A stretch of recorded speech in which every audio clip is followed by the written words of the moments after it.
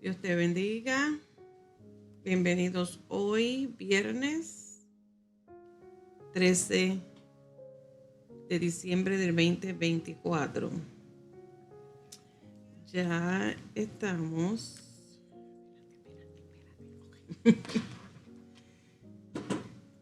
Le damos gracias a Dios que podemos estar aquí, porque un poquitito más y dejaba la clase para mañana.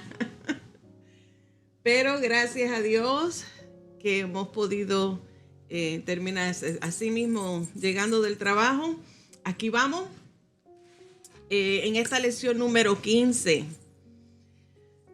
En esta unidad 3 del tomo 9 hemos comenzado estudios de algunas de las profecías. Hay 8 en esta unidad. La semana pasada hablamos ya una de ellas. Hoy continuamos con esta segunda de las 8 principales profecías del Mesías. Bienvenidos a todos. Gracias por acompañarnos.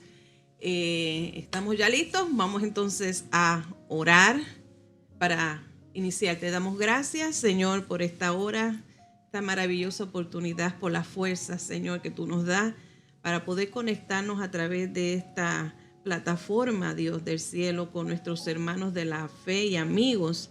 Padre Celestial, que la palabra que en esta hora estaremos presentando, palabra de vida, llegue, Señor, a nuestros corazones y la misma cautive nuestro corazón, nuestra mente, Dios amado, transforme nuestras vidas. Te damos gracias, Señor Jesús, por esta oportunidad y este privilegio. En el nombre de Jesús, amén y amén.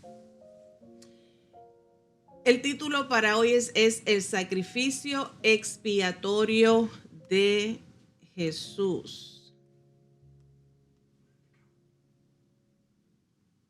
por el pecado.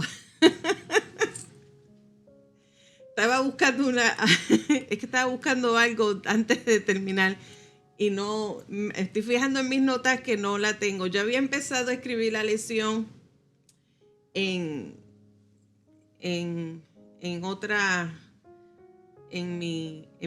otro Surface, en otro lugar, y no la encontré, eso tuve que volver a empezar de nuevo, y me he fijado que no anoté el significado de la palabra expiación, que es una palabra teológica, una palabra bastante, quizás para muchas personas es muy familiar, pero para otros no tendrán un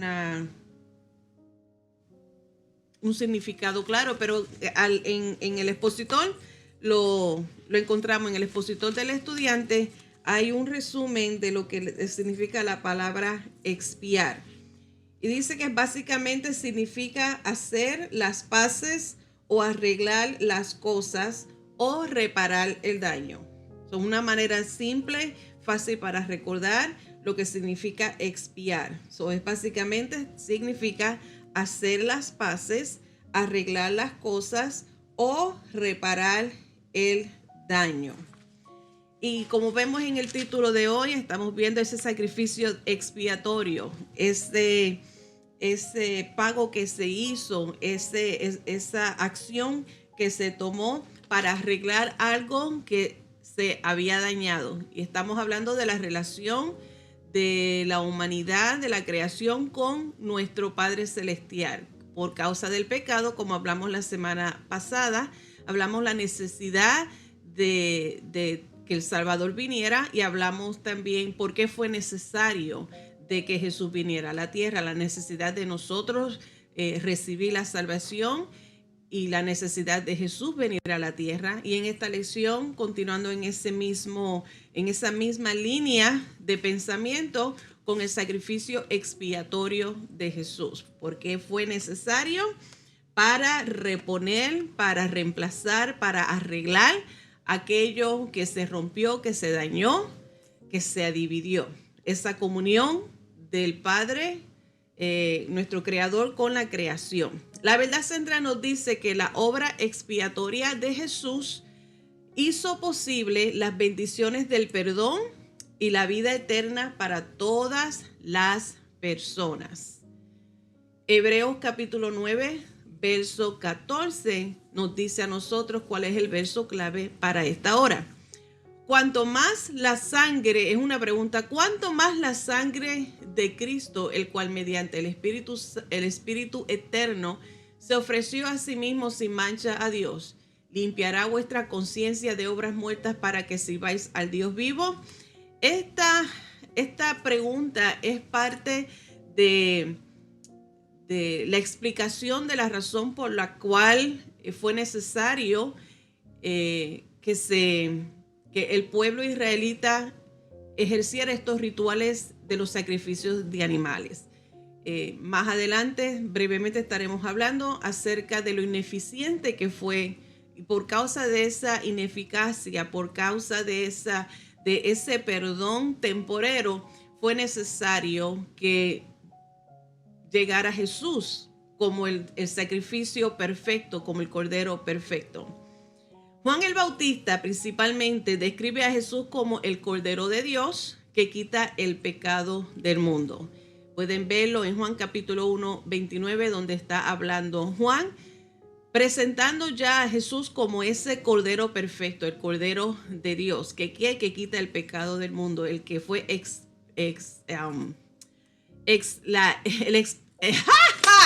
expiatorio, el sacrificio expiatorio por nosotros. Ahora, ya les dije brevemente lo que significa expiar.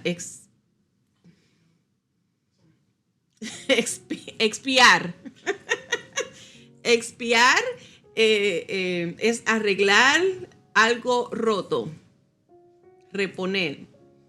Pero también quiero mencionar brevemente, según la Biblia, y definir qué es pecado.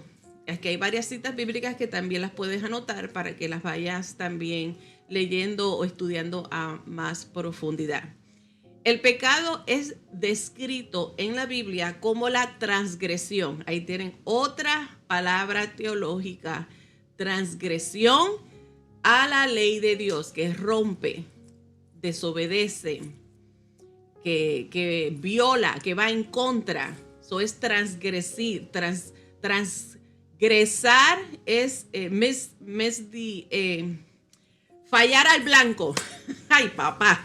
Ok, primera de Juan capítulo 3, verso 4 nos dice que todo aquel que comete pecado infringe, rompe, desobedece, viola también la ley, pues el pecado es infracción de la ley y la rebelión contra Dios, según Deuteronomios 9:7. Que nos dice, acuérdate, no olvides que has provocado la ira de Jehová, tu Dios, en el desierto, desde el día que saliste de la tierra de Egipto hasta que entrasteis en este lugar, habéis sido rebeldes a Jehová. Entonces estamos viendo la definición y lo que es el pecado. Según la Biblia nos está describiendo la desobediencia, la transgresión, la rebelión, que vemos desde el principio, como lo estudiamos la semana pasada con el primer hombre y la mujer, y cómo continuó en el comportamiento del pueblo de Israel. Ahora, también dice, y este es importante, ¿de dónde se originó el pecado? El pecado tuvo su origen con Lucifer. Ese es el nombre que se le dio al ángel caído Satanás. Lucifer, lucero, hijo de la mañana. Ese es el significado de Lucifer, del nombre Lucifer. Lucero, hijo de la mañana. El más hermoso y poderoso de los ángeles. Hablando de Lucifer, por no estar contento con ser todo esto, fue el ángel más hermoso, el ángel más poderoso, el de mayor autoridad. Aún así no se conformó con todo eso, sino que deseó ser semejante a Dios, ser más mayor, altísimo, más glorioso que Dios. Y es ahí donde ocurre su caída. Y es donde es el inicio del pecado. Isaías capítulo 14, los versos del 12 al 15, habla claramente de esta caída de Lucifer y donde se origina el pecado. Como caíste del cielo, oh lucero, hijo de la mañana, cortado fuiste por tierra, tú que debilitabas a las naciones. Tú que decías en tu corazón, subiré al cielo en lo alto y junto a las estrellas de Dios, levantaré mi trono y en el monte del testimonio me sentaré a los lados del norte. Sobre las alturas de las nubes subiré y seré semejante al Altísimo. Mas tú derribado eres hasta el Seol, a los lados del abismo. Ahí habla de dónde se originó el pecado.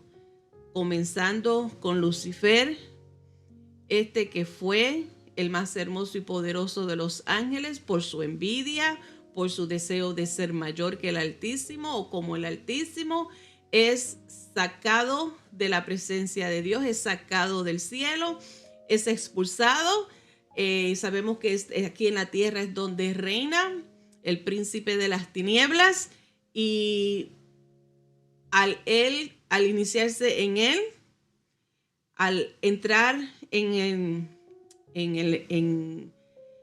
el jardín de Edén, que en Génesis capítulo 3, que lo hemos hablado ya en estas últimas 2 semanas, en este capítulo entero de Génesis 3, es que habla cómo el Satanás, el nombre que se le da ahora, se le ha cambiado a Satanás, trajo el pecado a la raza humana, donde tentó a Adán y Eva con esa misma seducción, con ese mismo deseo que él tenía de ser como el Altísimo o mayor que el Altísimo.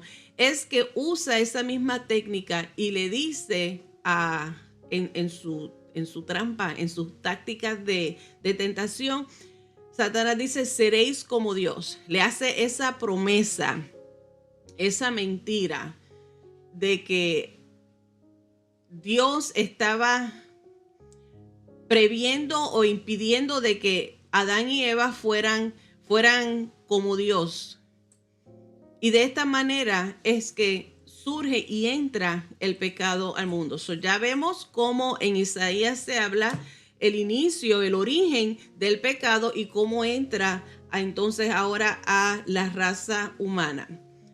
Los mandamientos de Dios son los que Satanás busca de que desde su inicio hasta la fecha continúa intentando de que nosotros desobedezcamos los mandamientos de Dios, que nos rebelemos contra Dios, que infringamos, que rompamos, que llevamos una conducta de transgresión. Esa ha sido su meta desde el principio y la continúa haciendo.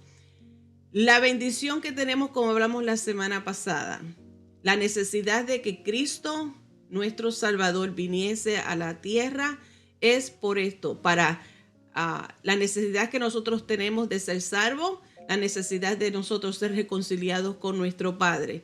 Y gracias a ese sacrificio, gracias a ese amor voluntario, que Dios amó tanto al mundo, a su creación, que ha enviado a su Hijo y quien obedeció. Romanos capítulo 5, verso 12 nos dice que nosotros hemos heredado por el primer Adán el pecado.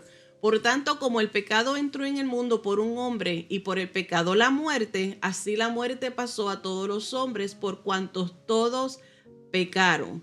Pero tenemos la bendición que a pesar de que de esta manera entró el pecado a nosotros, también por medio del primer Adán entró el pecado, pero hay un segundo Adán que por medio de este Adán ha entrado la restauración, ha entrado la reconciliación.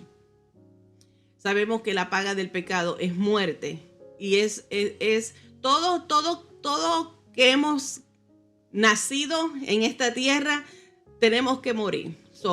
Vamos a morir, pero hay una segunda muerte y esa muerte es cuando es una muerte espiritual que ocurre cuando por causa del pecado está la separación, por causa de la rebelión, por causa del rechazo a Jesús y en obedecer sus mandamientos, es que entonces entra la muerte espiritual, esa separación eterna, esa muerte eterna espiritualmente hablando, es de la que Cristo nos puede salvar. La muerte sacrificial de nuestro Señor Jesucristo allá en la cruz del Calvario fue anunciada de muchas maneras en el Antiguo Testamento, no solo a través de las palabras de los profetas, porque como ya les dije, hay varias profecías. Hay muchas profecías en el Antiguo Testamento que los mismos profetas hablaron, pero esa no es la única manera donde se nos previene o se nos dice acerca de quién es Jesús, el Mesías y su propósito.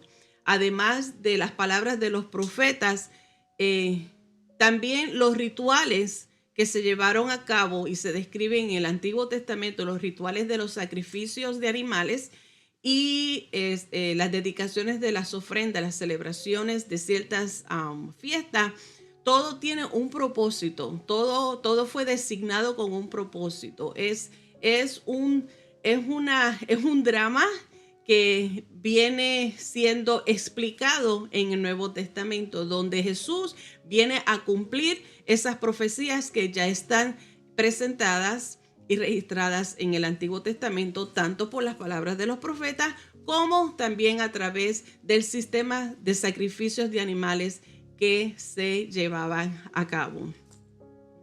Primero tenemos que también nosotros recordar la primera instancia o el primer ejemplo, la primera manifestación del sacrificio del Cordero Perfecto, de la cual habló Juan el Bautista en el Nuevo Testamento, la vemos cuando se presentó o cuando se estableció la celebración de la Pascua en el Antiguo Testamento. Así que un poquito, dándole atrás un poquito a la historia, recordemos lo que sucedió antes de que esta ceremonia de la Pascua fuera establecida y el simbolismo de la misma. Primero recordemos allá en la historia del pueblo de Israel en Egipto. Sabemos la historia de las 10 plagas que azotaron. Sabemos que esos azotes que vinieron sobre Egipto, Dios tenía propósito. Cada azote, cada golpe, cada plaga era una manifestación divina de parte de Dios para demostrar su autoridad sobre esos ídolos de Egipto. Cada una de estas plagas simbolizaba o representaba algún tipo de ídolo que honoraban en Egipto, y cada una de estas plagas era una muestra de que Dios es más poderoso que aquellos ídolos. Ahora vemos en Éxodo capítulo 11, el verso 9, cuando Jehová le dijo a Moisés, claramente, Faraón no os oirá. Y aquí estamos viendo el propósito de la cual el corazón del faraón fue utilizado. Dios utilizó cada una de esas circunstancias y fue Dios el que hacía que el corazón de faraón se endureciera. ¿Para qué? Para que mis maravillas se multipliquen en la tierra de Egipto. Todo lo que Dios hace tiene propósito. Como hablamos en la unidad pasada, tanto en las circunstancias buenas como malas, como nosotros las podamos ver, Dios está en control todo el tiempo. Él es soberano y sabe lo que está haciendo. Y todo obra para bien para su pueblo. Así es que después de aquellas 9 plagas devastadoras, porque todas son malísimas, todas fueron malas, es que Dios desata el peor de los juicios. Todas eran malas, desastrosas, y con todas el corazón de Faraón seguía endureciéndose, y por eso Faraón no dejaba ir al pueblo para que fuese y adorase lo que pedía Moisés. Pero Dios, en todo su propósito, en toda su misericordia, ya al 7º decidió en este último juicio, donde entonces Faraón, de una vez por todas, no tan solamente Faraón, sino el resto de los egipcios, donde ajoraron para que avanzara y el pueblo saliera. Después de estas 9 devastadoras plagas, entonces en esta número 10, Éxodo capítulo 11, los versos del 4 al 8, vemos lo que sucede.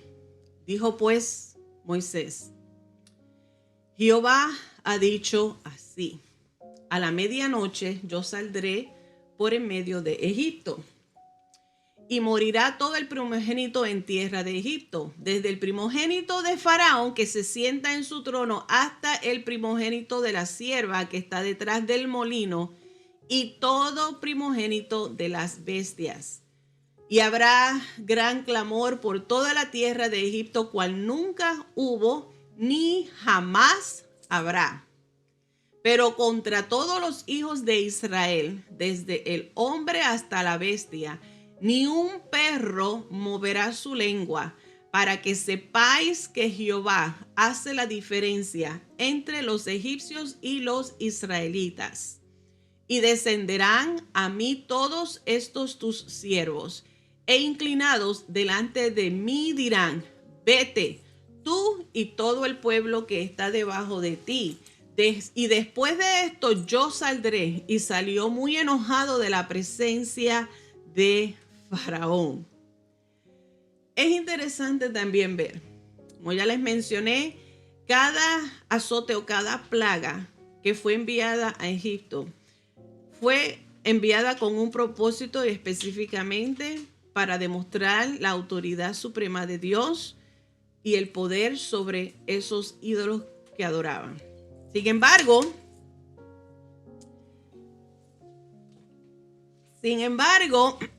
en este último detalle, en esta última plaga, podríamos pensar: ¿cuál es de estos Dios es el que se le está también se está demostrando aquí? La soberanía de Dios. Y es que tenemos que recordar que hay otro detalle muy importante. Antes de que los egipcios o los primogénitos de los egipcios fueran víctimas en esta última plaga, hubo un ataque contra los varones hebreos que nacieron. Y para este tiempo en que nació Moisés, con el propósito de controlar el número de los hebreos, se dio una orden de matar a los niños varones. No se había dado antes, porque recuerden, ya Aarón había nacido. Aarón, el mayor, Miriam, y entonces Moisés es el más jovencito, el más pequeño. Para el tiempo en que Moisés nació, se había decretado o dado una orden específica para asesinar y matar a todos los niños hebreos, con ese propósito y con ese intento de controlar y aún debilitar a este grupo de esclavos que estaba creciendo a velocidad.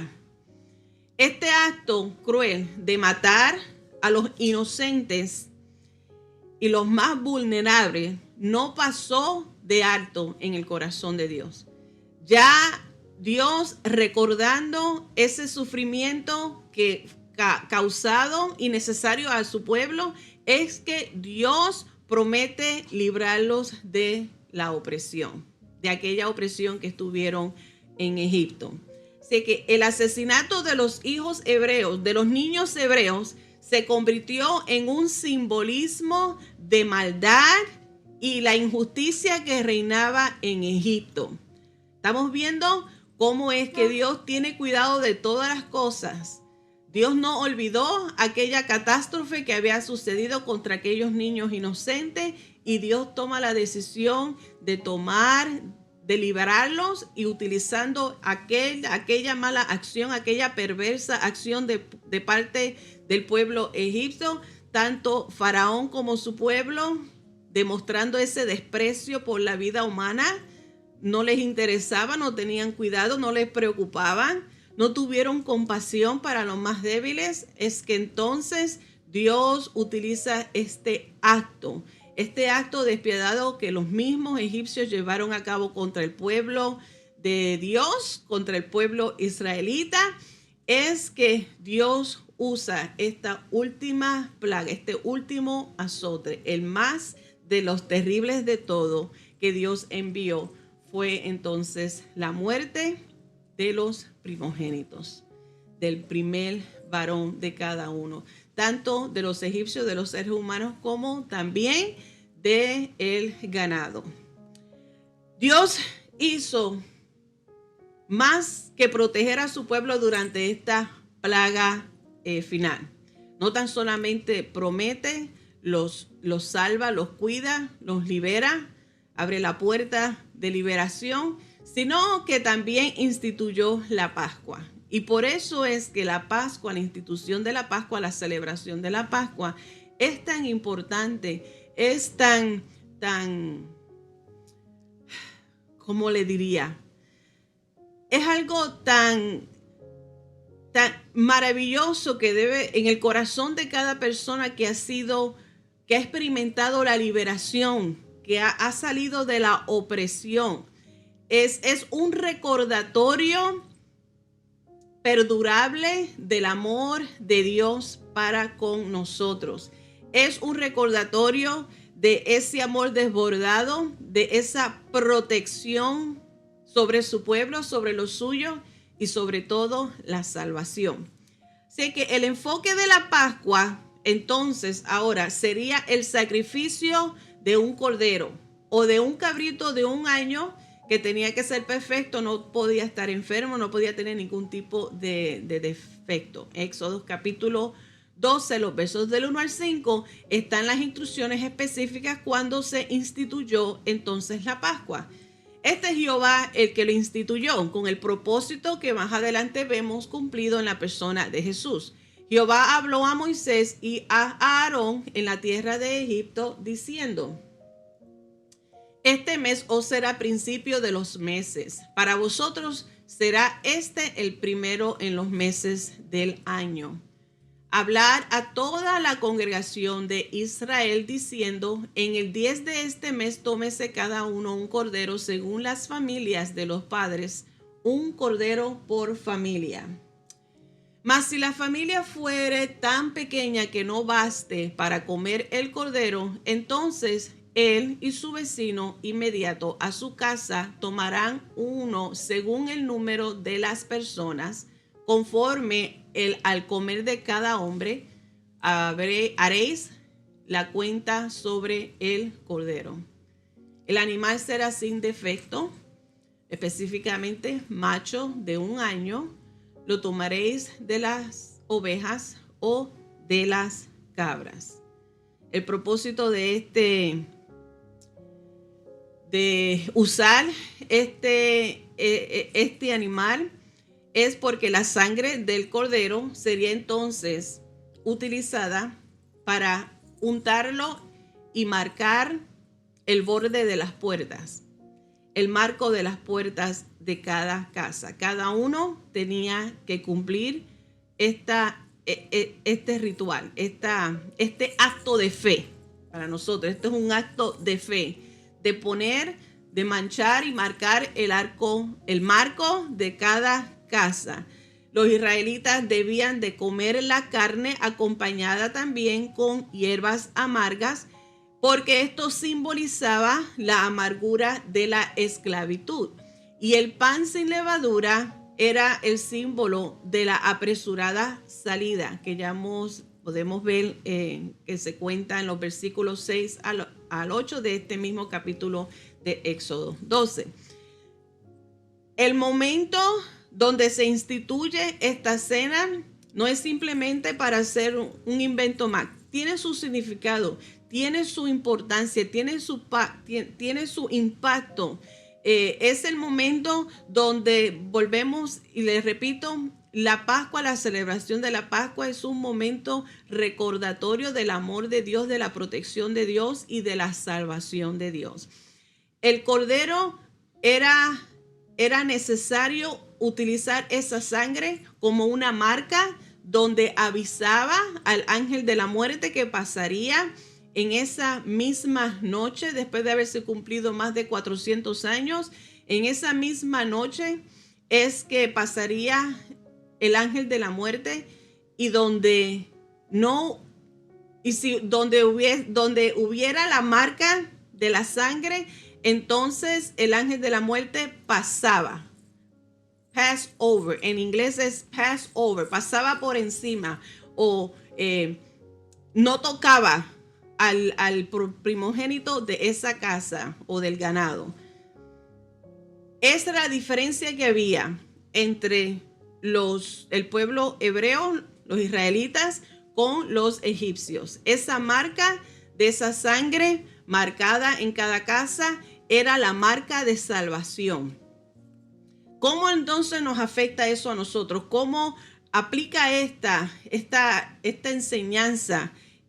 ¿Cómo es que en Jesús ahora cumplido esta institución que se hizo en el Antiguo Testamento con el propósito de recordar la protección, la salvación y el amor de Dios para con su pueblo? ¿Cómo aplica eso para nosotros los gentiles? Porque nosotros no llevamos a cabo esa ceremonia de Pascua como tal en ese sentido, pero sí la llevamos y la conmemoramos porque el mismo Jesús la instituyó la noche antes de ir a la cruz del Calvario para pagar, para expiar, para reponer nuestra relación con nuestro Padre Celestial. La noche antes de salir a la cruz, Jesús instituye ahora ese nuevo pacto, esa Pascua, donde Él comparte el vino y el pan, dejando de mostrar que su cuerpo, siendo el simbolismo de lo que simbolizaba la sangre del Cordero en aquel marco de aquellas puertas, ahora la sangre de Cristo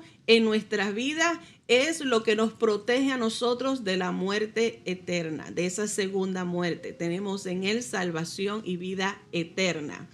Primera de Corintios capítulo 5, los versos del 6 al 8, el apóstol Pablo hace una corrección acerca de la actitud que tenía los creyentes en Corinto respecto a la toma de la Santa Cena que Jesús instituyó en esa noche antes de ir a la cruz del Calvario a morir por nosotros.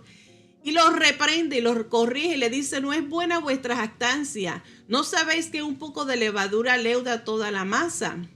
Limpiaos pues de la vieja levadura para que seáis nueva masa, sin levadura como sois, porque nuestra Pascua, que es Cristo, ya fue sacrificada por nosotros. Así que celebremos la fiesta no con la vieja levadura, ni con la levadura de malicia y de maldad, sino con panes sin levadura, de sinceridad y de verdad. Ahora, siendo que aquella noche ya se les dio las instrucciones de cómo debería ser el cordero, y si no había, y la era muy pobre, y no había cómo dar para todo, que se uniera. Así es que ya se habló del sacrificio, de la importancia del cordero. Se le dijo que incluyera parte de su cena o de su ceremonia instituida las hojas amargas para recordar, como recordatorio de esos años de amargura que estuvieron como esclavos. Pero el hecho de que no hubo tiempo, habían preparado la masa, pero en el momento en que se dio la orden de salir, no hubo tiempo para leudarla, para prepararla, que era lo que hace la levadura, que hace que el pan crezca. Así es que al tener que salir a la prisa, esa masa que ya la tenían preparada, la volvieron en sábanas y se las llevaron. Toda esa masa la cargaron en su salida. Y una vez cuando se hace la institución, estas instrucciones, donde finalmente pueden llevar a cabo esta ceremonia, donde se hace por completo la celebración de la Pascua, y cocen la masa, al no tener levadura, obviamente es lo que vemos que es una planta delgada, porque no tiene levadura. Haciendo así, recordando con la rapidez que tuvieron que salir.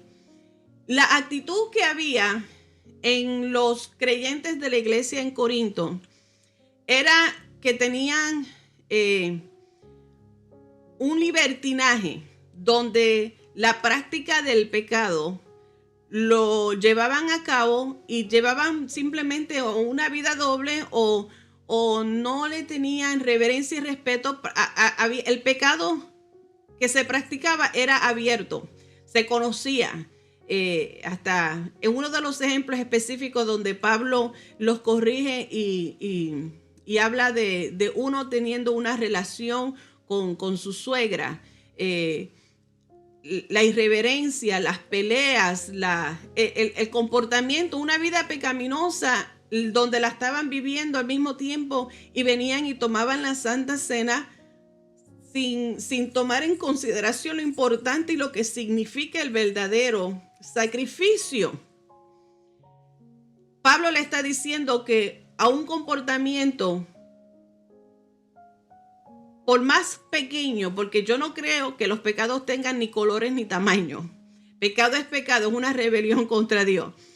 Pero aquellos que minimizan o se justifican en su vida de rebelión y de pecado, es lo que Pablo está corrigiendo y le está diciendo que es una vergüenza en tomar la Santa Cena o llevar a cabo esta ceremonia que el mismo Jesús instituyó en esa última noche, donde él dice, esto lo hará en memoria de mí hasta el día en que yo vuelva a regresar por ustedes.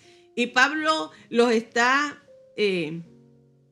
llamando a que reconozcan y se arrepientan, entendiendo que ese sacrificio en la cruz del Calvario, ese sacrificio, el cordero de sacrificio, ya ha sido cumplida en la persona de Jesús.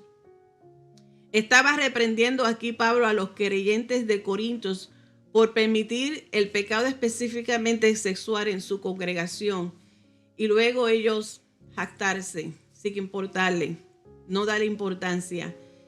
Pablo explicó que su orgullo era peligroso y también estaba expresándole el daño que hace al resto de la iglesia. Ese comportamiento pecaminoso y la aceptación o el taparlo afecta a la iglesia, daña a la iglesia.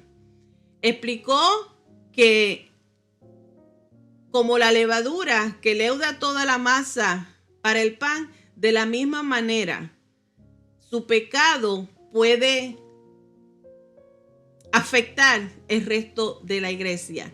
En el versículo 7, porque nuestra Pascua, que es Cristo, ya fue sacrificada por nosotros, debían de deshacerse así, en el verso 8, de la vieja levadura, de la vieja vida, de ese comportamiento pecaminoso, arrepentirse y llevar una vida en obediencia. A través de la muerte expiatoria de Jesús es que ha hecho posible que nosotros escapemos de la corrupción, que nosotros escapemos de esa muerte eterna. Las palabras del apóstol Pedro son muy similares a las de Pablo en ese recordatorio que nosotros debemos de entender ese precio que se pagó. En Primera de Pedro, en el capítulo 1, los versículos 18 y 19, él dice, sabiendo que fuisteis rescatados de vuestra vana manera de vivir, la cual recibisteis de vuestros padres, no con cosa corruptible como oro o plata, sino con la sangre preciosa de Cristo, como de un cordero sin mancha y sin contaminación. En este capítulo 1, si en tu tiempo también empieza a leerlo desde el 13. Del 13 al 19 está Pedro específicamente haciendo un llamado a una vida de santidad. Está de la misma manera que Pablo habla a los corintios, nos habla a todos en la palabra. Encontramos las palabras que le dio a los de Gálatas, a los de Éfesos. Todas estas palabras de cómo un creyente, una persona nueva en Cristo, una persona debe de llevar una vida de santidad. Y Pedro nos dice en esta primera carta, en ese primer capítulo, que solamente todo puede ser posible mediante al poder de la sangre de Jesús, el Cordero que fue sin mancha y sin contaminación. Cada persona está cautivada por el pecado, es cautiva por el pecado, nace en pecado, que el mismo David lo reconoció y lo decía, aún desde el vientre de nuestra madre nos conoce, pero nacemos ya en pecado por esa, what is that called? Por esa transferencia por el es como el pecado entró al mundo por esa desobediencia, y por eso tenemos la necesidad de que la sangre del Cordero de Dios nos limpie a nosotros de pecado. O sea, la sangre expiatoria de Cristo en la cruz del Calvario es lo que repone, lo que nos hace nuevos, lo que nos hace posible a llevar una vida en santidad, porque por nuestras fuerzas, por nuestro propio entendimiento, por nuestra propia pensar, no lo podemos lograr. Dios nos redimió a nosotros con la sangre preciosa del Cordero. Le costó, para pagar por la deuda que tú y yo tenemos por causa del pecado, le costó a Dios la sangre de su Hijo amado, de su primogénito. La sangre de Cristo, esa preciosa sangre, es lo único que nos puede limpiar, lo único que nos puede reconciliar, lo único que nos puede reconectar de nuevo con nuestro Creador. Es el único medio en el cual podemos ser salvos. Hebreos capítulo 9, los versos del 11 al 15, que habla entonces por completo, que es del versículo clave que les leí al principio. Pero les voy a leer desde el 11 hasta el 15. Pero estando ya presente Cristo, sumo sacerdote de los bienes venideros, por el más amplio y más perfecto tabernáculo, no hecho de manos, es decir, no de esta creación, y no por sangre de machos cabríos ni de becerros, sino por la propia sangre, su propia sangre, entró una vez y para siempre en el lugar santísimo, habiendo obtenido eterna redención. Redención, otra palabra teológica. Porque si la sangre de los toros y de los machos cabríos y las cenizas de la becerra rociadas a los inmundos santifican para la purificación de la carne, cuánto más, el verso clave, cuánto más la sangre de Cristo, el cual mediante el Espíritu eterno se ofreció a sí mismo sin mancha a Dios, limpiará vuestra conciencia de obras muertas para que sirváis al Dios vivo. Así que por eso es mediador de un nuevo pacto, para que interviniendo muerte para la remisión, la paga, de las transgresiones que había bajo el primer pacto, los llamados reciban la promesa de la herencia. Estando ya presente Cristo. Estando ya presente Cristo, ¿por qué? Porque ya le hemos dicho en el Antiguo Testamento, a través de las palabras, las profecías que declararon los profetas, en la institución, en este sistema de los sacrificios, era un preludio, era un anuncio de lo que vendría con el cumplimiento de la llegada del Mesías, que es nuestro Señor Jesucristo. Ya que llegó, ya que Jesús llegó a la tierra, cumplió con la misión, ya esa obra entró a la cruz del Calvario, derramó su sangre, que es lo que nos marca a nosotros, nos salva, nos limpia.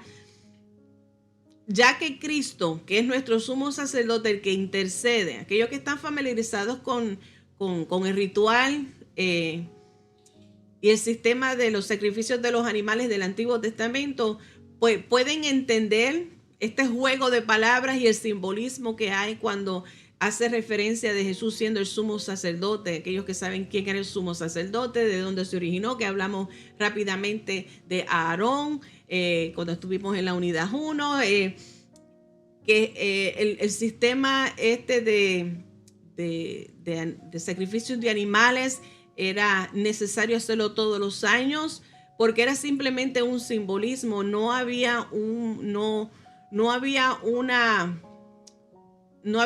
cambio en la persona, en el corazón de la persona.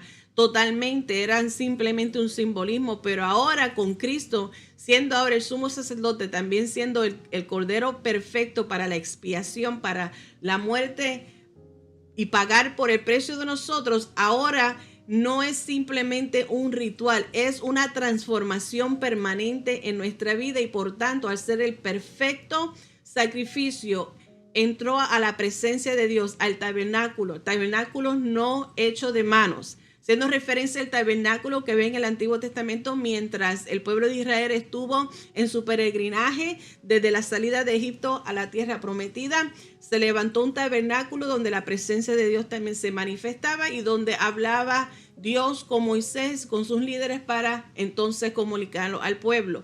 Este tabernáculo está hablando de la presencia de Dios, donde Jesús mismo voluntariamente entra al tabernáculo celestial, entra a la presencia de Dios, a nuestro Padre, con su sangre para intervenir por nosotros, para brindarnos a nosotros perdón de pecado y restauración en nuestra relación con el Padre Celestial. Y gracias que ha dejado el Espíritu Santo que nos marca, ahora nos hace a nosotros propiedad de Dios, porque Jesús pagó por nuestros pecados. Así es que aquí en Hebreos capítulo 9, específicamente los versos del 6 al 10, nos está recordando a nosotros la deficiencia de este sistema de sacrificios en el Antiguo Testamento. El pueblo y el sumo sacerdote necesitaban los mismos sacrificios año tras año, y la entrada a la presencia de Dios era limitada, según ese verso 8 de este capítulo 9 de Hebreos. Este tipo de expiación proporcionaba una cobertura temporal para los pecados, limpiando el cuerpo sin tocar la conciencia. Ahí es donde yo les digo que no había una transformación, un cambio en el corazón de la persona. La ley cumplió un propósito temporal como un paso hacia el eventual cumplimiento en Jesús. Jesús, como ya les dije, a él renunciar y voluntariamente dar su vida sin pecado, al entrar a la presencia de Dios, que ese es el tabernáculo celestial que acabo de mencionarle, con su propia sangre, él proporcionó esta limpieza interna. Es lo que se refiere a los versículos 11 al 13. Solo Jesús pudo remediar el problema del pecado, y es por esto que él establece este nuevo camino para el ser humano, para que nos podamos relacionar con un Dios que es santo. A través de Jesús, nuestros pecados no solo quedan cubiertos temporalmente, sino que somos ahora a pasar hijos de Dios. Ahora venimos a ser libres del poder del pecado y venimos también a ser herederos de toda la promesa. Romanos capítulo 8, los versos 15 al 17. Pues no habéis recibido el espíritu de esclavitud para estar otra vez en temor, sino que habéis recibido el espíritu de adopción, por el cual clamamos, Abba, Padre. El Espíritu mismo da testimonio a nuestro espíritu de que ahora somos hijos de Dios. Y si hijos, también herederos, herederos de Dios y coherederos con Cristo. Si es que padecemos juntamente con Él, para que juntamente con Él seamos glorificados. Jesús es nuestro Cordero Pascual, que nos libera de la esclavitud del pecado. Él es nuestro sacrificio expiatorio que paga el precio de nuestro pecado. Y cuando fue levantado de la cruz, aquí Él abre la puerta a la vida eterna. Pero esto es para aquellos que creen en Él. Sabemos que la salvación es inclusiva, o sea, es para todos. Pero es exclusiva solo para aquellos que creen en Cristo Jesús como el perfecto Cordero de Dios, que sacrificó su vida voluntariamente, quien pagó nuestra deuda, quien ha expiado, quien ha pagado, quien ha rescatado, quien ha arreglado esa comunión con nuestro Creador. Y cuando creemos en su poder redentor, es que entonces esa salvación viene a nuestras vidas, su protección y su amor. Quedamos marcados. Amén. Dios te bendiga, Dios te guarde. Gracias por acompañarnos. Fui rapidito. Físicamente estoy cansada, pero gracias a Dios que pudimos cumplir en esta hora. Dios te bendiga, Dios te guarde y nos vemos con el favor de Dios la próxima semana. Iglesia Calvario, nos vemos el domingo. Continuamos con este domingo, este mes, en oración y ayuno. Que la paz de Dios sea con cada uno de ustedes. Dios te bendiga. Buenos días, buenas noches, buenas tardes, donde quiera que estés. Esta ha sido tu hermana Marilyn Colón de la Iglesia El Calvario en Buffalo, Nueva York, con nuestros pastores reverendo Osvaldo Torres y Abigail Torres. Bye bye. ¿La pastora tiene un mensaje? ¿Cuál es? Domingo 22 de diciembre tendremos la cena navideña después del servicio. ¡Hay fiesta! Nos vemos, Iglesia Calvario. Nos vemos. Dios te bendiga.